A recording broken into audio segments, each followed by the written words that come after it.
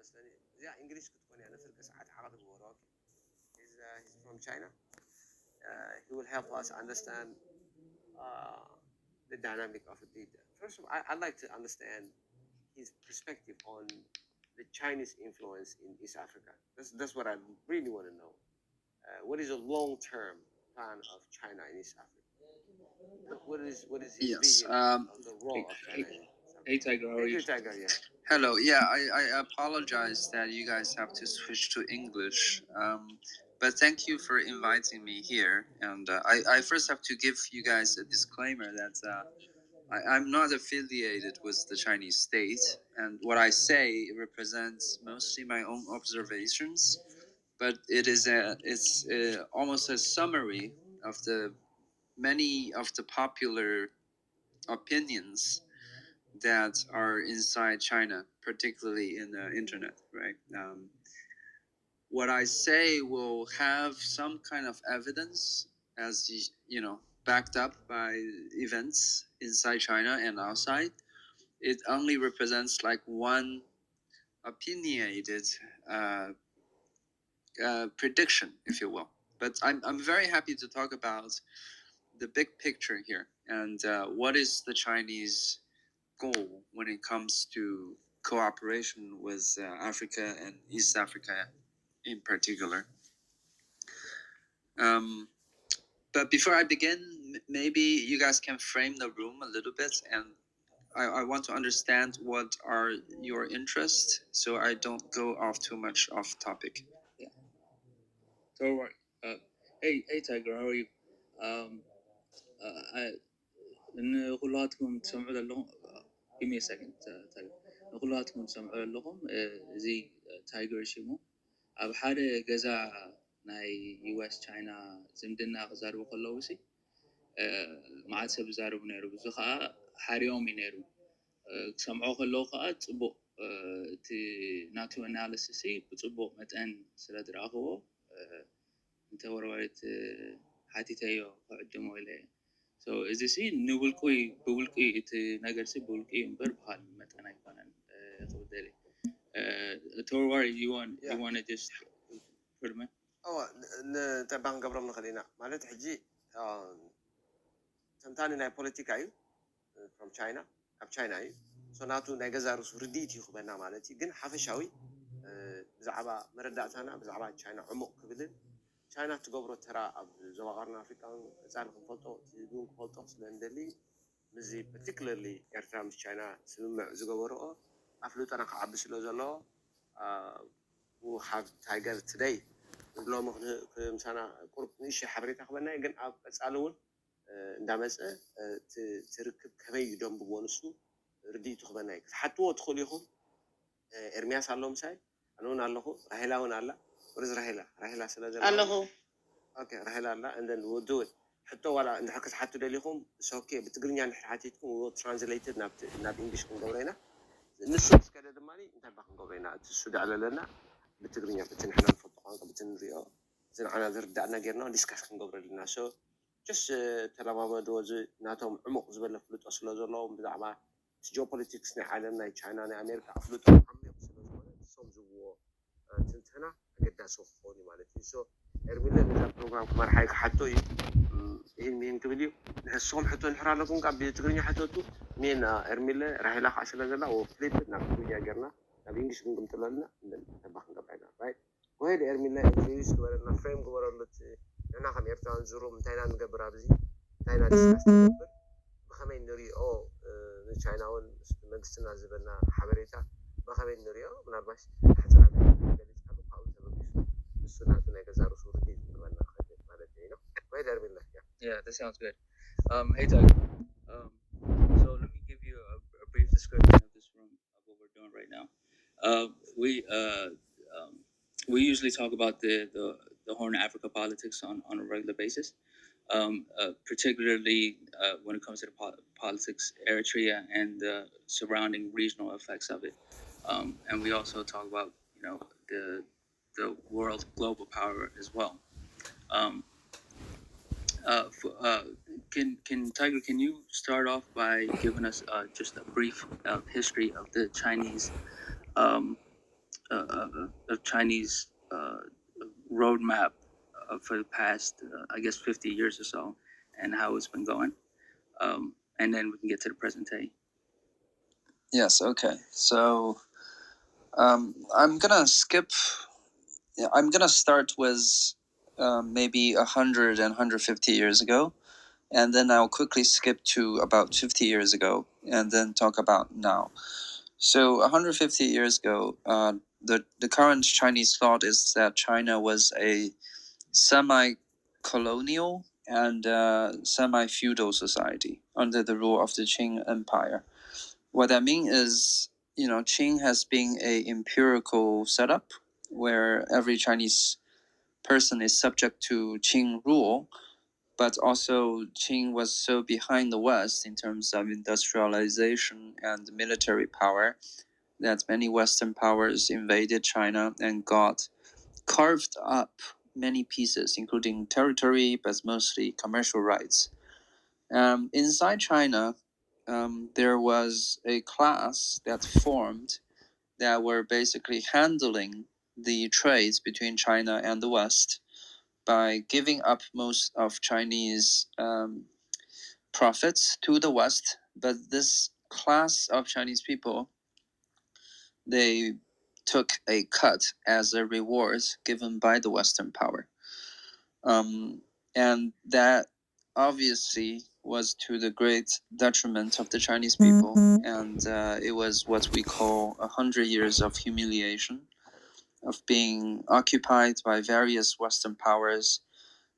Foreign powers actually fought wars, not only with the Chinese government, but also with Chinese uprising movements, and also between each other on Chinese land. There was famously a Japan-Russo war that happened in the northeastern region of China, that they were actually vying for control of railroad rights that they used to extract minerals and coal from the Chinese northeast. So then there came the Second World War, and after which there was a revolution in which in the civil war that ensued, the communists took power. Of course, this has hurt Western interests, and as a result, the communist ideology, they had to side with the Soviets and had to go through many embargoes and sanctions by Western powers, led by the United States. This World War II era. This is after World War II. This is the Cold War era. This is before the 60s. China were aligned with the Soviet Union. China fought the Americans in the Korean War, successfully held them off to the 38th parallel, and ensured the survival of the North Korean government, which to China is a buffer zone against U.S. invasion. To the Soviets, it maintained its own sphere of influence in Northeast Asia. As a result, in the 50s, the Soviet Union transferred a lot of industrial infrastructures and know-how to China. However, in late 60s, there were some border disputes between the Soviets and us, led to a lot of skirmishes and very small-scale armed conflicts, at which time the Chinese leadership decided it was more beneficial for China to actually balance the influence of the Soviets with that of Americans. So gradually they opened up to American diplomatic connections and had a divorce, if you will, from the Soviets. In the 70s, this is jumping to the last 5 or 6 decades. In the 70s, the Chinese leader Deng Xiaoping decided that by observing that in the Soviet Union, the economy is stagnating and people are not living off butter, despite that they have a very successful engineering program, a space program, and nominally competing with the West.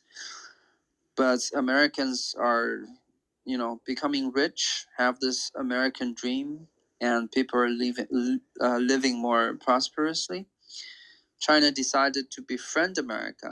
And this is, if you read Henry Kissinger's book on China, it talks about how, strategically speaking, Chinese switched their alliances to the Western interests in hope to develop its own domestic market.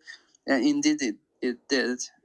There was an economic reform in the late 70s, the 70s, that introduced more market-driven mechanisms into the Chinese economy and led to the economy gradually taking off. But the real takeoff that the Chinese economies had was in the late 90s and early 2000s, where China has demonstrated through about 30 years of laboring that it's stable, is friendly to foreign investments, and is willing to provide its labor force to integrate with the global supply chain. So in 2003, China joined the WTO under actually very stringent and unfair conditions imposed by Americans, mostly Americans, but also Europeans. But gradually, China was able to exploit its own cheap labor, if you will, provided a lot of profit to Western multinational corporations. At the same time, invested to upgrade its own infrastructure, its own R&D, and by today, I think there are many Chinese companies that are able to stand on their own and compete fair and square with Western, companies. But in the grand scheme of things, China always understands that the United States, in particular, as the leader of the world's current world order, they will always be reluctant to share its dominance with another power. Not to mention that the Chinese population is about 4 times that of the United States, which means if China becomes a middle income country, Chinese GDP will be about twice that of the United States. And this is unacceptable because we know that with a larger economy, it also means China could field a larger army and have larger influence, not only regionally, but also on a global scale. This is why since the late 2000s, the United States have undergone a financial crisis where they actually needed Chinese influx of capital. China actually spent a lot of its foreign reserve to prop up the U.S. treasuries and helped America. So at the time, the relations between China and America is amicable, but clearly China has been catching up and gaining on the American lead. By the time Donald Trump came into office, America decided that it's being threatened, its own hegemony is being threatened by the rise of China, at which time they adopted a very counter-China initiative, starting with a trade war, followed also by a technological war. And then, of course, there's an attempt, even starting from Obama administration, to isolate China economically through the proposal of this TPP concept, which when Americans realized that China is developing faster by enjoying the privilege of the WTO membership, they realized they want to exclude China from the rest of the world economically, maintain their economic dominance by trying to draft up a new type of free trade deal where they aim to exclude China. Of course, this is adding on top of that the U.S. dollar remains today's reserve currency, and that the United States controls the SWIFT payment system, through which they could actually sanction any Chinese company or even Chinese government that they don't like. With the realization of this, China did try to compete with the West within the Western framework, which is the WTO, and did produce a couple of Chinese state champions, for example, Huawei, that were even providing telecommunication equipment to European markets. But of course, through diplomatic and military threats, America has forced most of the European countries to ban Huawei's participation in building their own comms networks. China does but China always realizes this, that the United States is not a benign power. They are not interested in truly sharing the governance of this planet with any other people rather than themselves and their so-called allies, but really their semi-colonies, countries where they station troops and largely control the diplomatic and media influence within those countries. But China is not such a country. China has fought its own revolution, gained their own rights to stand up to its own interest. Luckily enough, emerged as a victor of the Second World War, thus have a vetoing seat in the UN Security Council. Those, I think China were lucky to have that. But at the same time, China realizes that there's no way it could gain its fair share of development under the current setup of the world order. That the United States will never allow every Chinese citizen to gain the same kind of living standards as American citizens, because the implication of that is the Chinese state power will be many times that of the United States. But China always believes it is its own, and by extension, actually every nation's rights to peacefully develop and make sure their own citizens gain access to the high living standards enjoyed by the West today. So this is the fundamental conflict of China and the West, and which comes to China's strategy. And this is where I think, as an East African audience, you could start to understand what is at stake for China. China understands that today most of the world's markets are dominated by the West. The Western markets combined are the largest consumer markets.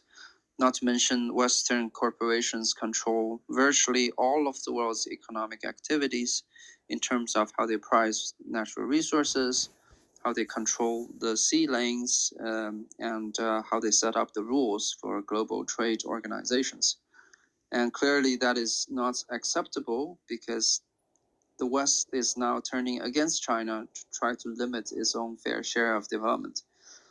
But to compete with the West, China does need to access to a comparable market to foster its own economic activities so that it could rival the Western system, not only in terms of revenue, but also in terms of research and development, technology know-how, and most importantly, having a set of rules internationally that is at least fair to Chinese interests. Yeah.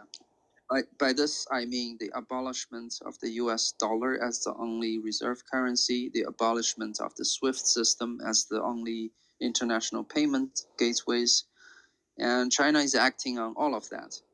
It's lucky that China's population ensured that just by having a middle class the size of the Chinese population, it will have a comparable market with the West, but also China realizes that all the rest of the world that is not part of China nor part of the Western, dominance power, the OECD countries, the NATO countries, and so on. If anybody who's not living in the West or in China, they lag in terms of development. And this is both unfair, but also to China's own national interest. This is actually will determine the outcome of the competition between China and the West, because if the West will decouple from China and shut the Chinese products and corporations from their own markets, China will probably retaliate against Western influences in China and try to drive out Western corporations. So really, the third world, what is currently called the third world, including immediately to China, there's the Southeast Asia, there's South Asia, including India and Pakistan, and there is, the great continent of Africa, together maybe with Latin America, though they are more heavily under U.S. influence. That is the actual market that the Chinese alternative is actually trying to compete against the Western system Yeah. in those critical markets.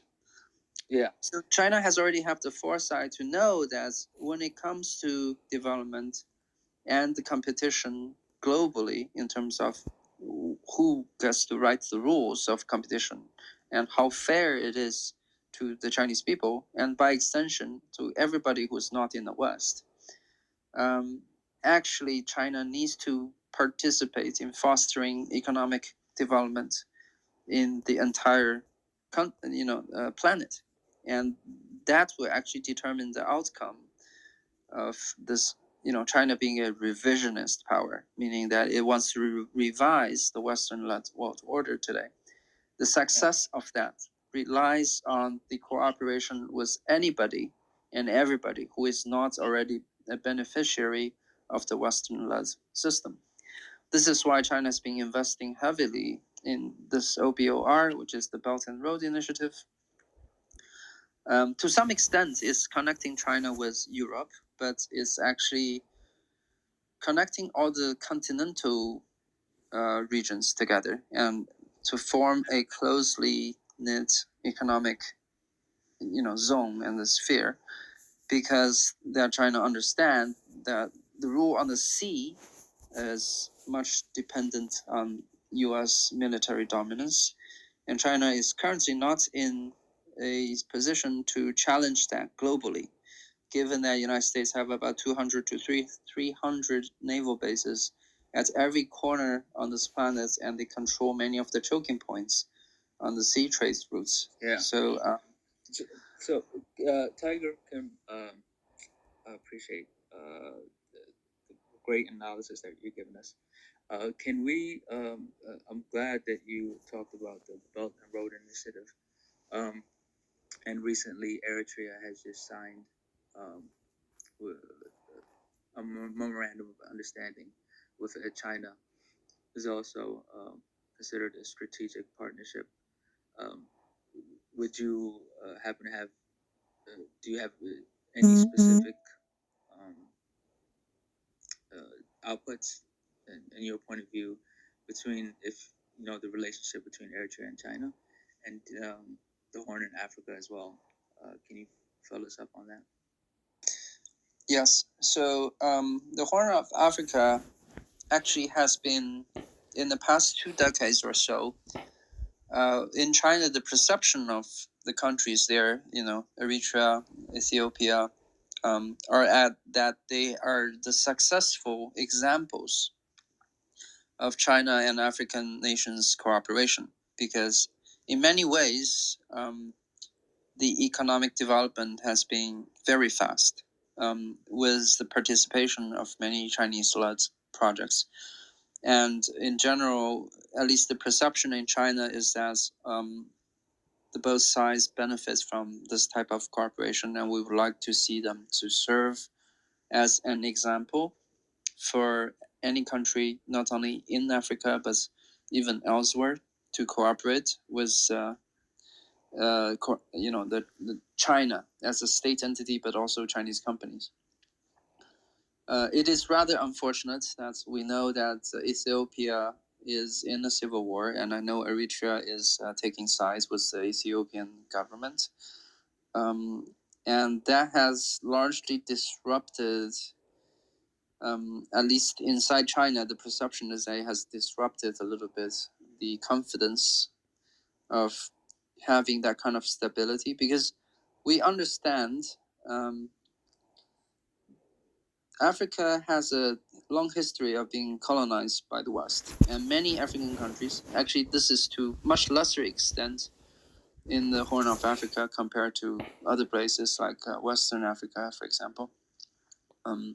Many African countries are still under a semi-colonial influence, which means the colonial powers that used to occupy Africa nominally left African countries, but in effect they still have large say or control in many of the systems inside African countries, including loans, finances, sometimes popping up certain government factions and parties dominating well, for starts, the language of many African countries, and of course, dominating the many of the media influences in Africa. So there has always been a worry inside China that the stability of Africa is fragile. In that, even though if China could go in with the best hopes of seeing a stable country, a stable environment for investment, for cooperation, is something very easily disrupted if we infringe on Western interests in Africa. And that is a fear inside China, at least. It is very hard for me to gauge, what was the real cause that has led to the eruption of the civil war in Ethiopia, which Eritrea is involved in. But that does reflect the reality that there are substantial risk for, at least for Chinese interests, to get more involved in African countries. And in particular, China also has a concept of non-interference, which means China tries not to take sides when it comes to other countries' domestic conflicts, whether it's political or military conflicts. This has good and bad, I suppose, because the good is that any government will be more relaxed in terms of the potential political risk by associating with China, in that at least they know that China will not fund subversion against their own if they choose not to, obey per se Chinese demand. But at the same time, it also means that for China, in many of the situations, it cannot guarantee that its investments in Africa would have any returns, because if, say, the party that signed agreements with China became overthrown, the upcoming political power may or may not respect the terms that were set by the previous administration, or even maybe nationalize some of the assets. And all that is outside of Chinese control, and China is not a country that is used to intervening in another country through military threats. So that's, at least from the Chinese perspective, that's the dilemma we're facing. We, of course, would love to see not only cooperation with African countries that are actually beneficial for Chinese interest. We would love to see that Africa as a continent, as many nations, start to industrialize and have a higher living standards in its population and a larger market for future cooperation between China and Africa. China also has a lot of sympathy towards African people, I believe, because in many ways China went through the same kind of colonialism, not to the same extent, but it's similar in that China used to be a country that is exploited by Western powers. And through its own endeavor, China has been able to stand up on itself for its own interest, although with a great cost. And I believe, African countries needs to also sacrifice a lot of things to get to the stage that China is today. But China would love to help that process, because if every country is selfish, right? China is selfish. China wants, what's best for the Chinese people, but China understands that, every country, African countries, Ethiopia, Eritrea, all these countries have the same legitimate needs to better the living standards for their own people, for them to do well. And that is actually good not only for China, not only good for these, countries themselves, but also good for the global community in terms both of economic profits, but also that we can, develop together as a human civilization. So that is our perspective. Yeah. Thanks, Doug. I was hoping if we حتوتات نحد لكم. I've got a question, if that's okay. Yeah. Michael? It's Gomez. Oh, so okay. Hi, Tiger. Thanks for joining us. And first and foremost, it's quite refreshing because we converge here pretty much every day. And when we have a perspective from the outside looking in, who also has an interest within the region or the states that we discuss, it's much appreciated. My question to you would be, recently we are hearing more and more profound anti-China rhetoric, particularly coming from America, right? Whether it's statements that they make from the administration or the U.S. State Department, or even more recently, they had that conference for democracy. There's been threats to boycott and propaganda bandwagon to boycott the events in sporting events that are coming up in China, the Olympics, the Winter Olympics. With that in mind, my question to you is, how confident are you, maybe as a Chinese citizen, or how confident are you in the state of China in terms of where China is as a global power, in terms of where they are in terms of influence regionally and globally? How confident are you that they will counter any and every attempt which is clearly being made, particularly with America at the forefront of it, and America's collaborators, namely the EU states? I hope you understand the question. If it's not clear, I will try to rephrase it. I think it's very clear. Yes. And okay, cool. Yeah, I'm happy you asked that question, because I could then point out what is the goal of this U.S. propaganda. The goal of the U.S. propaganda is not really directly aimed at China, if you will. It's annoying to China and to every Chinese citizen. When we hear about these things, we're angry because of all the smear campaigns against us. But that is not their goal. Their goal, first and foremost, is to unify the opinions, particularly in similarly set up countries, namely in Europe, right? You guys probably heard that China and Europe recently, well, before Donald Trump ended his term, we signed a how do I call it? A mutual understanding of investment with Europe, which means that we'll open up our capital markets to many of the sectors that European manufacturing have a strong lead in, for example, automobiles and fintech, financial tech. At the same time, Europe will be more receptive to Chinese investment as well. That was signed. I think China has demonstrated a lot of goodwill in giving up a lot of this traditional insistence in terms of how these deals should be set up.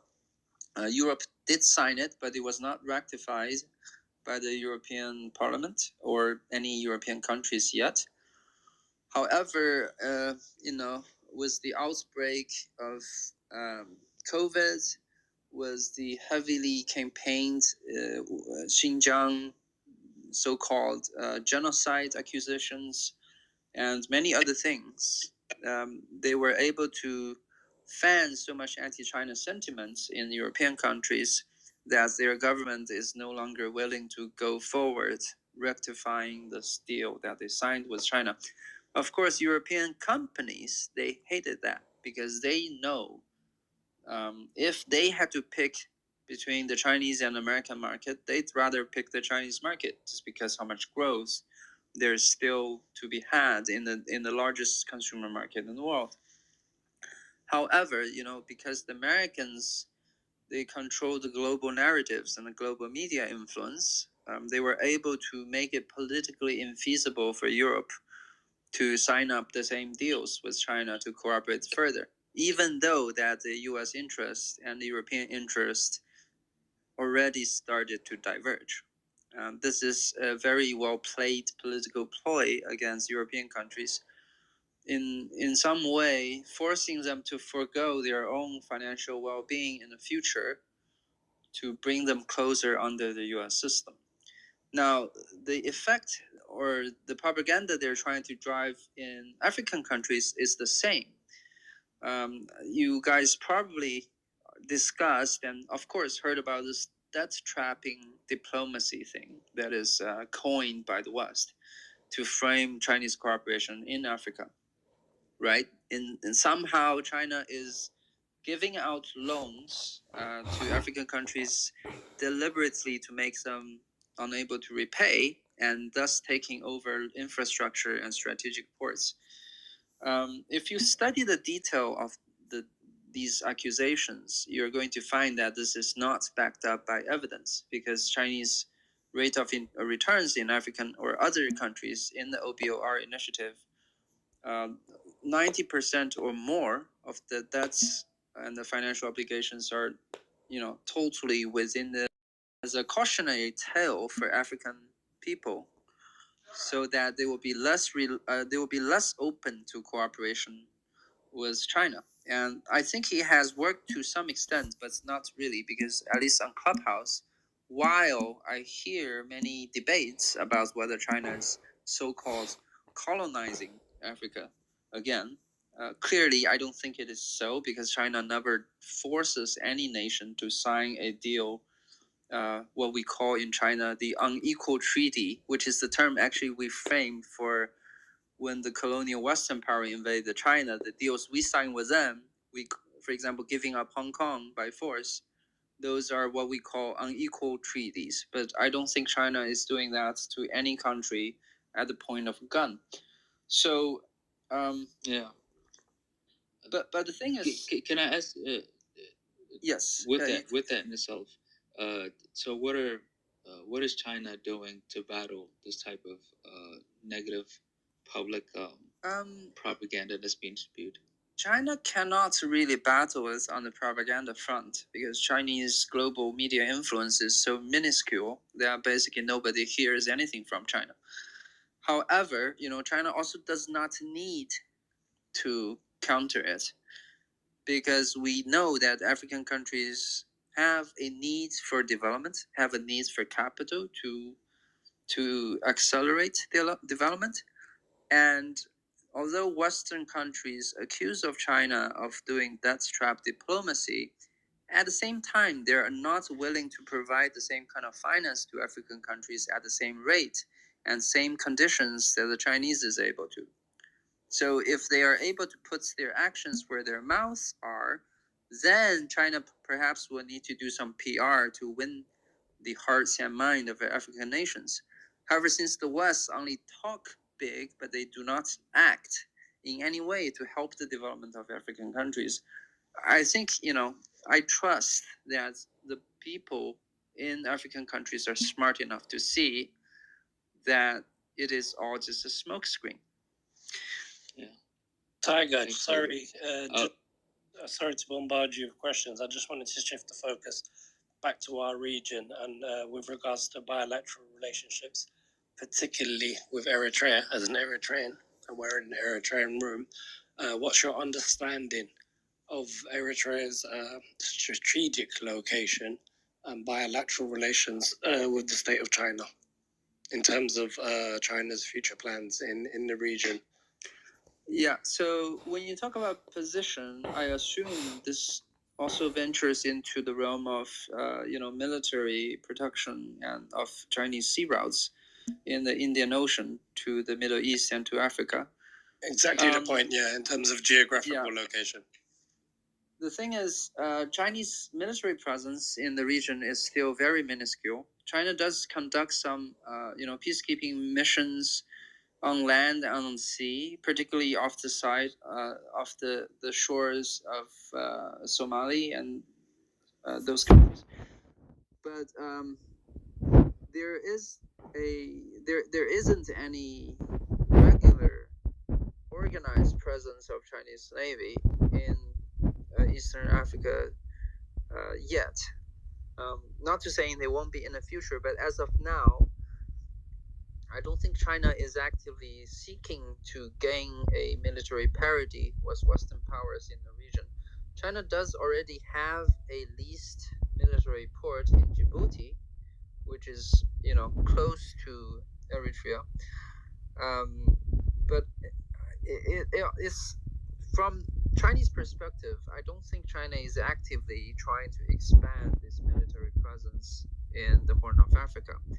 Although, if countries like Eritrea is willing to cooperate with China by providing China access to some of its ports to allow Chinese ships, military ships, to get supplies, I think it might be possible. I can't say because of course I don't know the strategic designs of Chinese military, but at least from what I heard, it's not a priority for China to expand its military presence there. Hello, I have a question. Yeah, go ahead. In relation to this, what we were talking about, if we put the military aspect aside, what about the Silk Road project that they have signed recently? How important would be the inclusion of Eritrea in that project? Yes, that I think it will be very important, provided that the region is stable. And this perhaps is more relevant if we talk also about Ethiopia. But for example, let me explain to you how this Belt and Road or Silk Road initiative works, with some examples of where it is already working. The Belt and Road Initiative has two parts, right? There is a land-based one, and there is also a sea-based one. I think what would interest you more is the sea-based route, but let me also point to the land-based routes to illustrate how it will work. The land-based Belt and Road Initiative started with a inner city in China called Chongqing, wanting to develop its own economy in the region, but it's an inland province that has innately unable to compete with shore provinces for example, in Canton, where they have access to sea routes. The inland province in China will not have that. However, they realize there is a railway that connects between Chongqing to Xinjiang, one of the outposts of Xinjiang, and all the way to Europe through countries like Bulgaria, Poland, a bunch of other countries.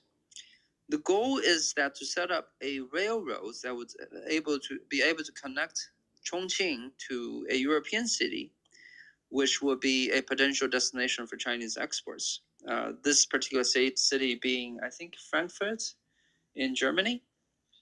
I think I might be mistaken on that. But that's the first railroad that opened between China and Europe across many countries on the continent. Because of this railroad, Chongqing as a city was able to secure contracts from large electronic assembly companies such as Foxconn to manufacture things like laptops, cell phones, or even LCD screens or intermediate product that goes into that production chain.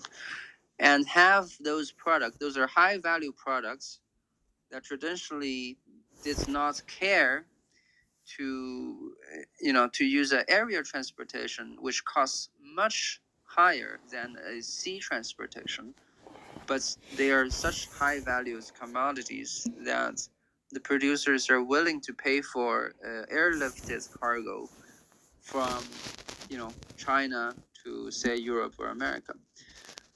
But with the opening of the railroads, these shipments are able to reach 3 months. It has become one train every week, and I think by today it's almost one train every day. And they were able to invest in the railroad project to have faster load time, faster transit time between different rail systems. They've developed a temperature controlled cargo car for these trains so that they can send electronics through extreme cold weather in Northern Europe, for example. and it has become almost like an artery of a certain type of commodities into Europe. Yeah. Now, when it comes to Eritrea, the idea is the same. The idea is to use a port, for example, in Eritrea, as an entry point that will connect with a vast commercial networks inside Africa. That there will be railroads in between African countries that basically connect all of the continent within the same logistic system. And the access into Africa would probably depend on many of these, both the sea routes, but potentially even airlines to get the goods into Africa and then to be distributed to every corner of the continent.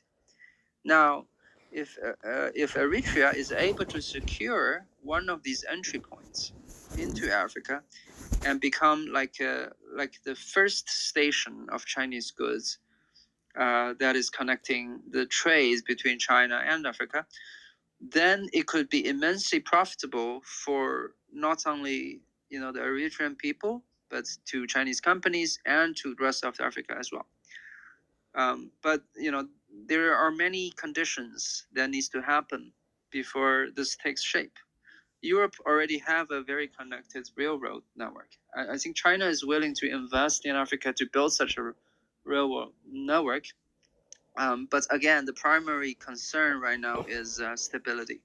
So China desperately hope that such stability can be maintained and achieved in many African countries, so that all these countries could, under the framework, perhaps under the African Union, which is, I believe, stationed in the Horn of Africa, to work out a system where you have rather unrestricted transportation of goods and services across the continent, and through some proxy ports that is able to connect with a global trade network that will eventually also connect with China. Yeah, thanks, Tiger.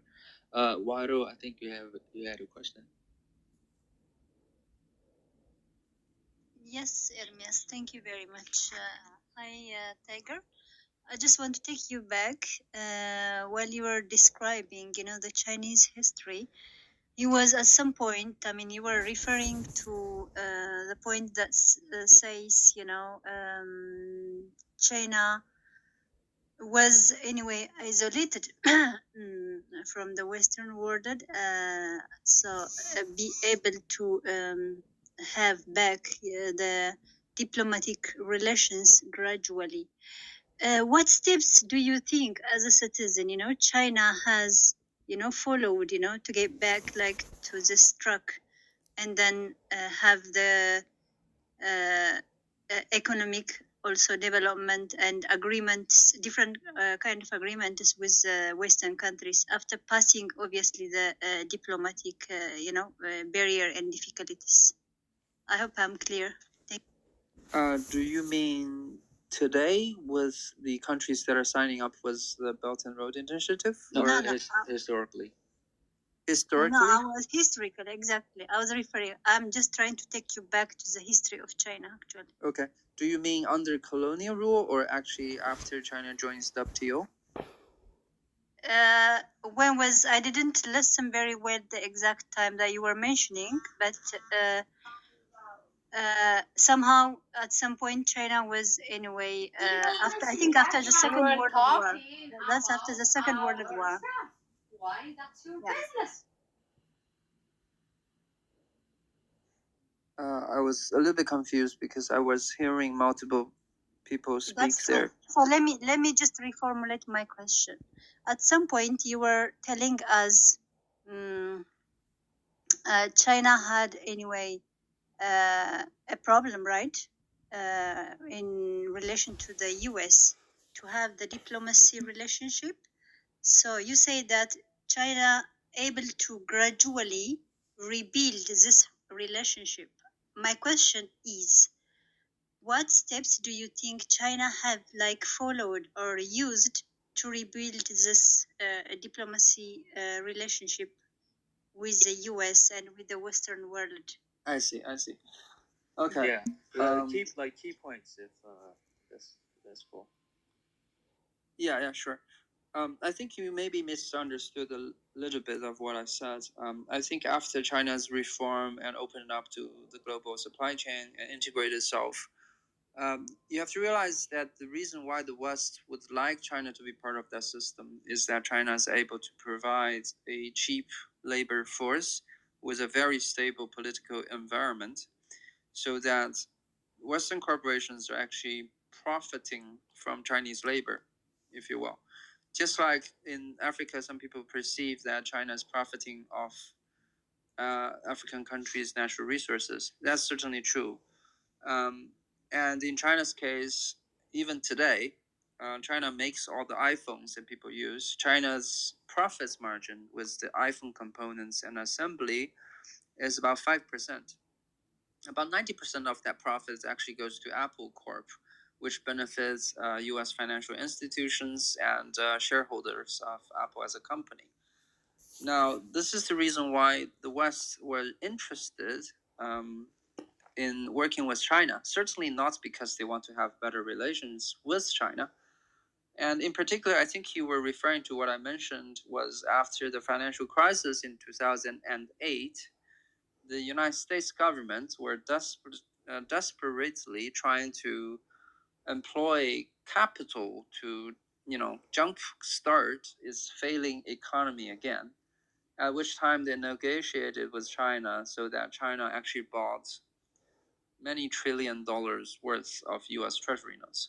So in some way, China helped United States in particular to recover from the 2008 financial crisis. So there was always some kind of cooperation between the West, because we know that the Western system is mostly, when you look closely, you can see that the Western decision making is largely driven by corporate and financial interests within Western countries. As long as China presents them with the opportunity to make profits, they will be receptive to Chinese cooperation. However, I believe today they have perceived China as an alternative that is threatening the control of global power. So this is why they're turning against China. I don't think the West does anything with China or with any other country with altruism or goodwill. That's not what they're in this for. They're in it so that they can profit, and but there are different priorities, right? They need to maintain control of the global order while profit. And sometimes when they see the global order is under threat, even it means that they have to give up some of their profits, they will still turn against a country like China.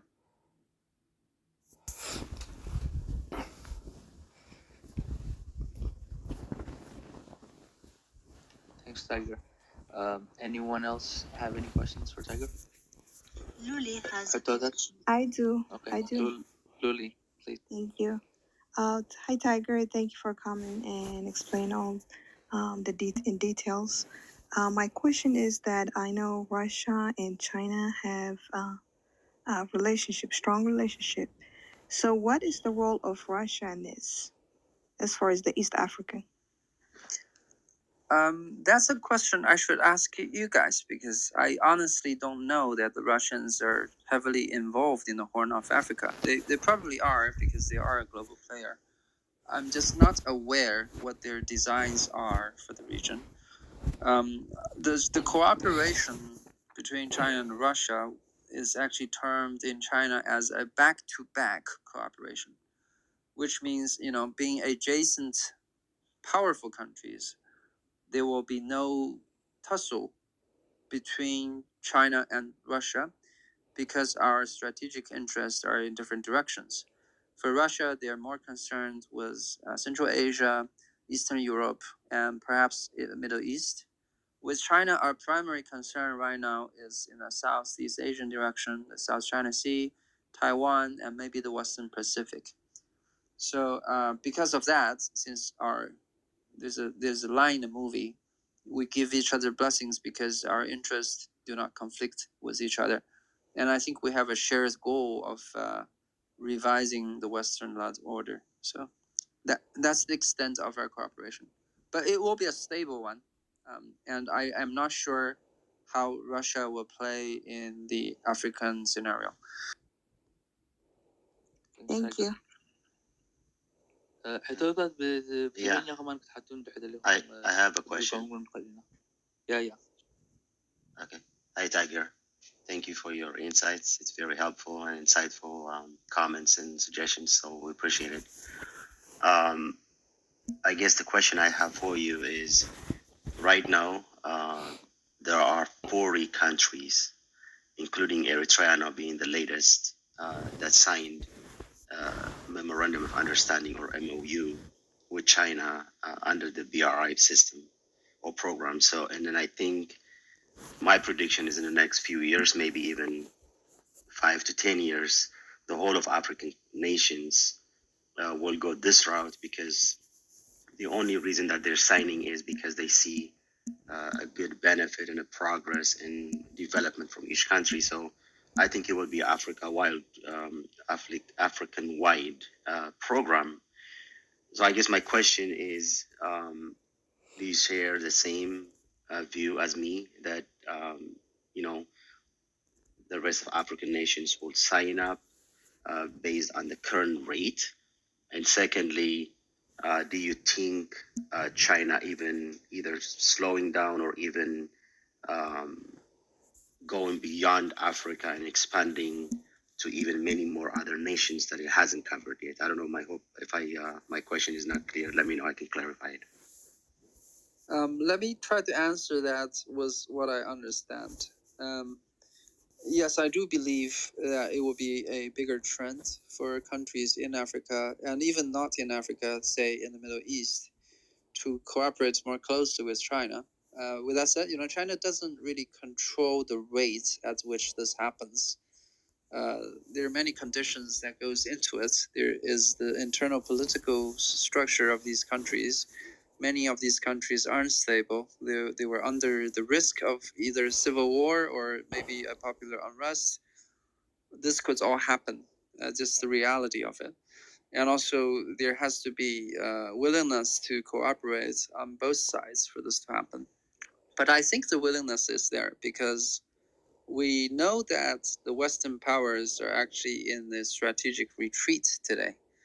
Just a few days ago, there were 6 Middle Eastern countries that just sent envoys in China, and actually, in effect, signed up for not only a Belt and Road Initiative, but actually their openness to start trade, to trade their gas and oil resources with the Chinese currency. So this used to be a red line for the United States. As you know, that when Gaddafi adopted a different currency as a trading currency for their oil and gas, the country of Libya were bombed and invaded. The same happened to Saddam Hussein in Iraq, because when oil and gas were the hard currencies of global industry, the United States were very interested in maintaining its control by controlling certain Middle Eastern states and forcing them onto a US dollar trading system to ensure its dominance over geopolitical and financial order of this world. Tiger, so I just want to clarify. Did you say that up to Middle Eastern countries are now trading with? They're disavowing the dollar. They're not disavowing the dollar, but to some extent, countries like Saudi Arabia already can trade with China in renminbi by exchange, selling oil to China with renminbi. Yeah. And they, being a traditional U.S. ally, could do this only because, first of all, they understand that the United States is in retreat in terms of global dominance.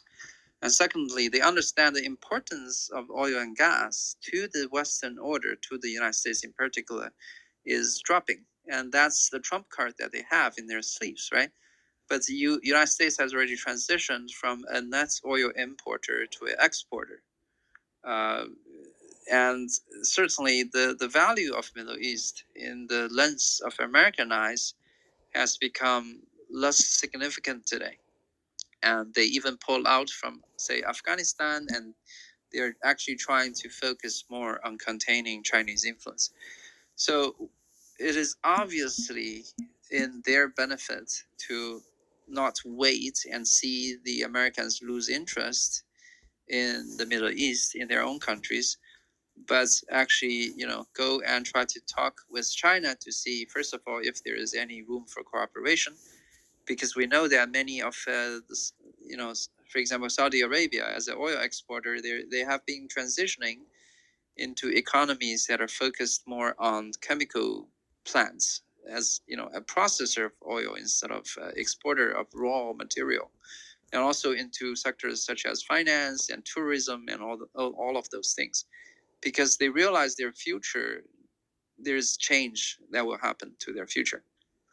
So I think this logic is pretty much universal. Every country should realize that United States will engage less globally in terms of maintaining order, but also will engage more in protectionism and trying to restart a U.S. industry that is perhaps slightly more focused on manufacturing. Though I know that's very hard, and I have doubts whether that will succeed. But I think it's plain for everybody to see that maybe the U.S. global influence is waning, and countries need to think for themselves to put eggs in different baskets. Yeah. I have a follow-up question to that, Peter, if you don't mind. So I understand and thank you for your the way you elaborated it. But I guess to add to what you just said, and you can tell me if I'm wrong, the U.S. is on a focus of containing China right now, and at least from what I can see in the Asian area, the U.S. does not want China to become a hegemon, not a hegemon, but a regional power. So to kind of create a balance effect to that, it's courting to Taiwan and also to Hong Kong. We've seen the recent uprising and stuff that the United States tried to do in Hong Kong, but most importantly, how the Taiwanese government is actually going all the way to the Somalian nation, for example, and even though it's not recognized internationally as a nation, it is acting as if it is an independent nation and establishing embassies and stuff, like, for example, in northern Somalia. That is what it did. So do you think the U.S. is even have an appetite to try to work cooperatively with China, or they will continue to work and go this way, the route that it is right now is to contain China, and at some point it will give up and say, okay, you know what, China is beyond our control, so the only way we could do is to cooperate, but then not only cooperate, but maybe cooperate to slow China down in a way to kind of reverse China's progress and bring it back to what it used to be. So I don't know, again, if my question isn't clear, I can clarify it. Thank you. Yes, at least from my perspective, this is more of my own rather than the whole of China. Is that the United States has already lost the possibility of containing China. Taiwan, like perhaps you guys all know that both Taiwan and Hong Kong are what China claims as its own sovereignty. There's no disputes of sovereignty over Hong Kong, though it was under a heavily Western system and influence. With Taiwan, they actually have a self-governing government, though it is illegitimate in terms of international recognition. But the bottom line is this: the United States cannot fight a war with China today. There's no possibility of its winning without completely destroying its own country. So in that way, Taiwan is already no longer a card they could play, because when it comes to it, if really they commit to containing China with Taiwan as a base station, then China will simply take over Taiwan by force. And, of course, China needs to consider that it will probably be sanctioned by the entire West when it does that. This is why China is reluctant to take action today to take over Taiwan. But that's a certainty. There's no possibility of Taiwan gaining independence as China becomes stronger. So in many ways, I think the United States at some point will recognize that China is already too big for it to contain, and it will give up maybe in a decade or so. This is my personal prediction. So yes, I don't think the countries will come to war, and I do think I have enough confidence in the robustness of the Chinese governance structure, in the efficiency of its systems, that it's just a matter of time between China overtakes America to the extent that America perceives that it's no longer possible to contain China. And we'll have to accept that the global order needs to be rewritten. Thanks, Tiger. Thank you. I have a question for Tiger. Yeah, go ahead. Is that okay to go ahead? Yeah. Yeah, Tiger, thank you. This is a great discussion, and we are learning a lot. But a question I have for you is regarding the middle class. The United States, for example, about 52% of the U.S. is middle class. However, Chinese is only about 20 to 25. So what is the Chinese doing to bring the number of middle class, at least equivalent to the U.S.? Eventually, that will affect the economy of the country. Thank you. Yes. So America is its own beast, right? America is a unique country in the world that there is no other country like it. Many other countries that are Western and prosperous, they sort of live under an American system that America allows them to be prosperous because they don't have their own economy. Their economy is to play a part in the global system that is led by America. America has this ability that is unique by simply issuing US dollar and have the world recognize its value and willing to give up their own products and resources to Americans in exchange of this worthless paper because there's no alternative. In this way, America can afford to subsidize its own people and to make it appear that half of American population could be considered middle class.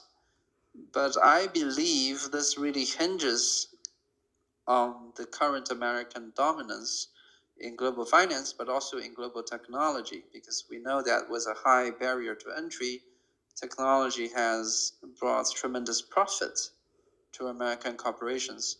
And by their political process, some of these profits, the small part of these profits, gets to redistribute to the American people and make them middle class. China does not have that luxury. China cannot just print renminbi, at least not today, and have that be valuable and have that to exchange for goods and services from the rest of the world. So China's problem of raising the standards of living for its population to the middle class is actually far more difficult than that of Americans.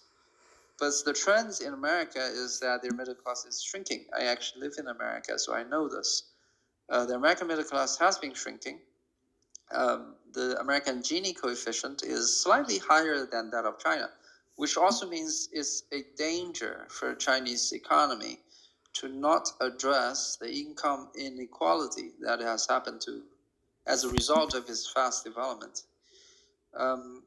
So in terms of China, I think the approach is to become more socialistic, to perhaps emulate the system of, say, Singapore or North Europe. But of course, their countries are much smaller, and what works for their country probably will not work for China. So China still needs to find its own way. But the trend is to be more socialistic, to have more state intervention in terms of how the profits are distributed within its own economic activities. This is also lined out in our latest 5-year plan in the name of common prosperity. It's something you can probably search on the internet and find out. I don't think there's a very concrete answer as to what kind of policy will be implemented, but the trend is very clear, and they will experiment many different ways, I believe. Thank you so much. Thanks, Tiger. Muse, did you have a question or? I have a question, Hermes. Yeah.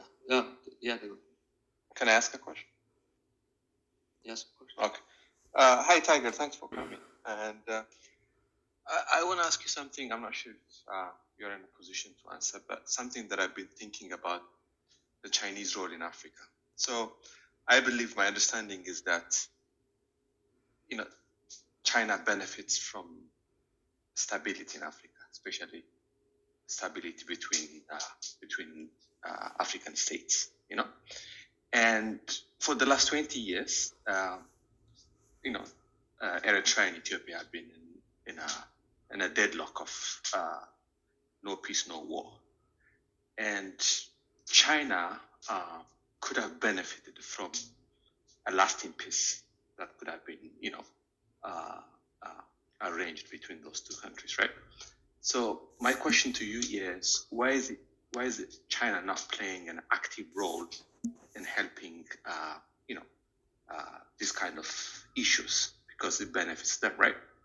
So I've never seen China playing such a role. I understand they have a very neutral stance in terms of like the internal politics of African states, but when it comes issues that's like cross-border interstate issues, why is China not playing an active role?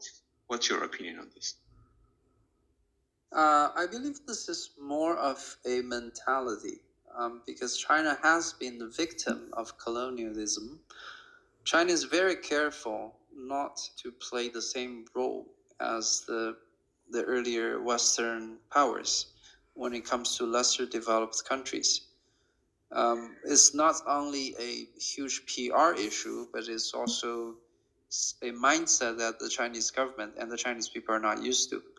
I actually heard from an Ethiopian friend earlier on Clubhouse that they would like China to actually intervene militarily in their civil war, but there is a lot of political risk in terms of how China would perceive it, Chinese people would perceive it, and then how the international community would not only perceive it, but also frame it, right? Because even with just giving out loans and projects, China is already colonizing Africa and again. So it's kind of difficult for China to suddenly decide to invade or intervene militarily into another country.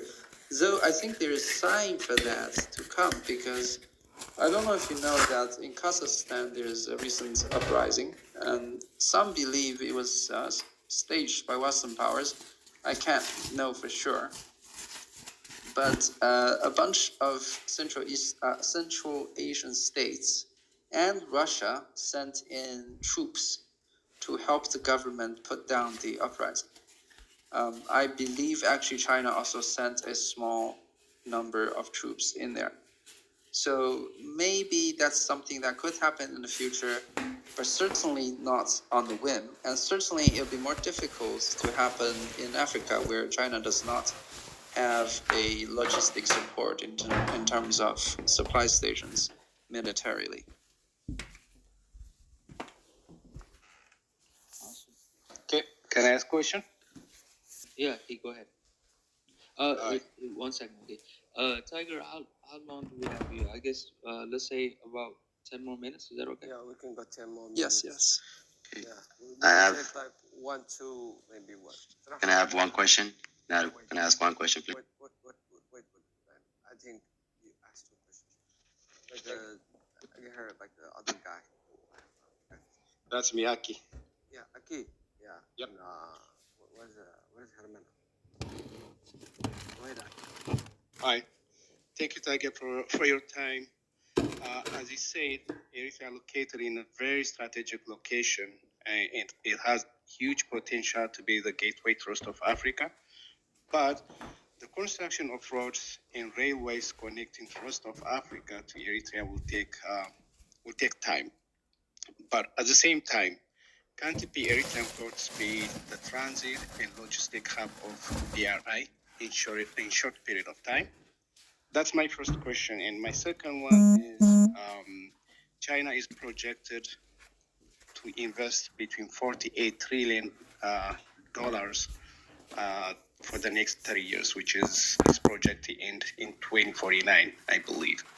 How much of this percentage of money do you think will be invested in East Africa or in whole continent of Africa, in your best of knowledge? Thank you.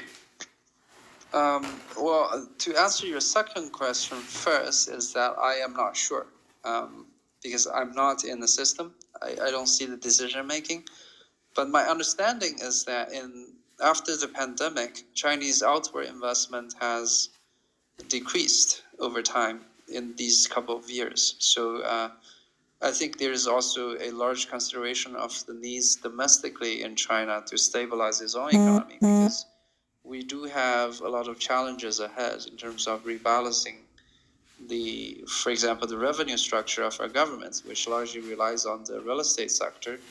And all that needs to change to have a more sustainable development model. And that takes a lot of capital as well. We're also trying to fight off a US-led tech embargo, which involves investing more heavily into fundamental scientific and technology research. That also takes a lot of capital. And adding to that is a lot of mismanagement in allocating funds. And all those are challenges China is facing internally. So I cannot guarantee how much money will be going into outward investment. The first question is the time it takes for Eritrea to become a gateway of trade network into Africa. Yeah, of course it takes time, but I think it's something that is definitely of enough long-term benefits to China, even for Chinese selfish reasons, that you will not see that project abandoned. I think that's in my own opinion, I'm daring to make that promise, but I cannot say how much time it will take. Thanks. I think we have one more question. One more. Yeah. Do we have to ask? You want to ask? Can I? Yeah. Do you guys have a time? Can I ask? Okay. Okay. Okay. Thanks, Torwari. Okay. So Peter, again, one question I want to ask is in terms of manufacturing. I know that China, its middle class population is growing, as you said before, and as it does, it needs a whole lot of cars. And right now, there's so many cars being manufactured in China, but they are either Toyota or any other manufacturers. There's only like a couple Chinese manufacturers. So my question to you is, do you see the Chinese government under the BRI program would try to outsource parts that will be needed for car manufacturing? So they would be outsourcing it to Africa, and let's say Ethiopia, Eritrea, or even the whole of Africa region can benefit from it. If my question is clear to you. I think that depends on logistics a lot, because transportation cost is very high if you want to mass transfer a lot of heavy industrial intermediate products. But compared to, say, Southeast Asia, where Chinese labor is already about twice as expensive as labor in Vietnam and Cambodia. So actually, I do see a lot of integration, but perhaps more to the immediate regions of East and Southeast Asia. However, I do think China is definitely interested in the industrialization of Africa, because, as you know, the primary imports that China has from African countries are more raw materials and natural resources today. These will continue to be a very,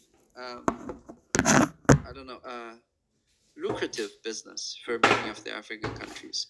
It's very attractive to focus on these exports, but it is not sustainable. And in order for Africa-China trade to be sustainable, we will see a lot of technology transfers and a gradual upwards movement of African economies into the global value-added chain. This is the same process that China has gone through itself, right? China started by doing labor-intensive manufacturing that has very thin profit margins, basically being exploited. but gradually through accumulation of capital and reinvest of these capital into its own infrastructure, gradually starts to make more sophisticated products, appliances, and then eventually cell phones. And now they are looking into the more profitable part of the supply chain. For example, the semiconductor chips, they're largely under the control of Western corporations, and they could use it to embargo us at any time. So China is now reinvesting all of those profits that it accumulates into these, more higher-end manufacturings.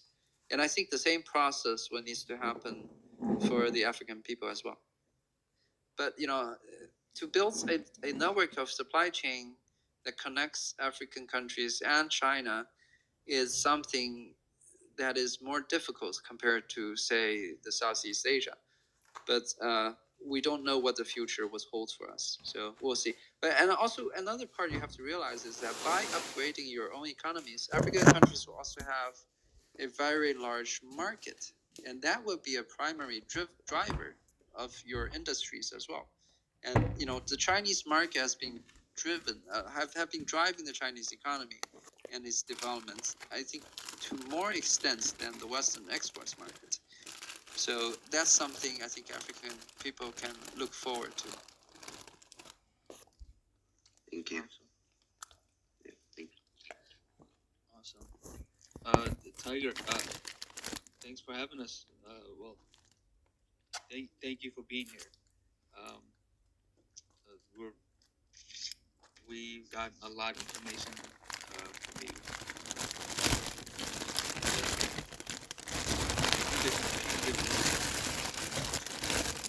The future of China.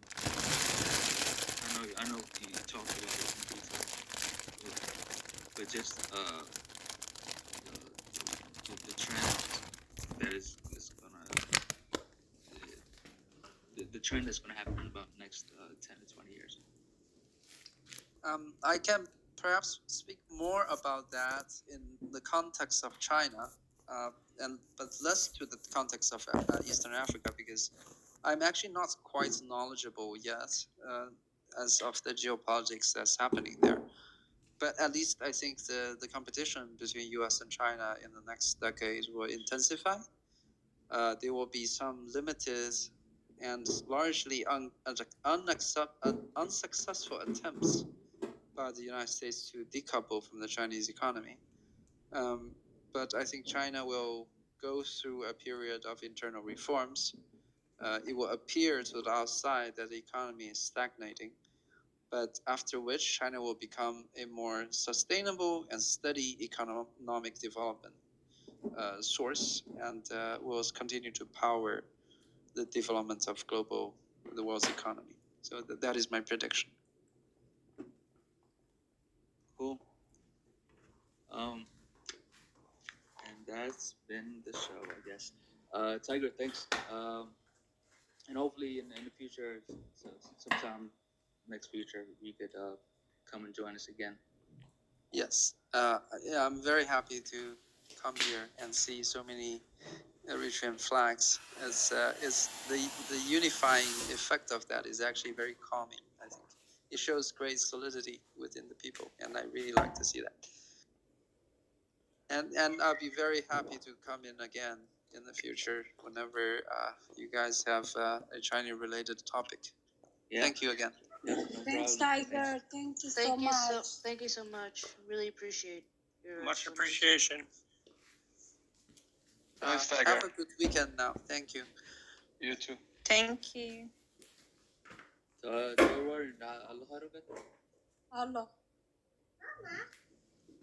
Allah, what happened? Hermes, Oh, I saw.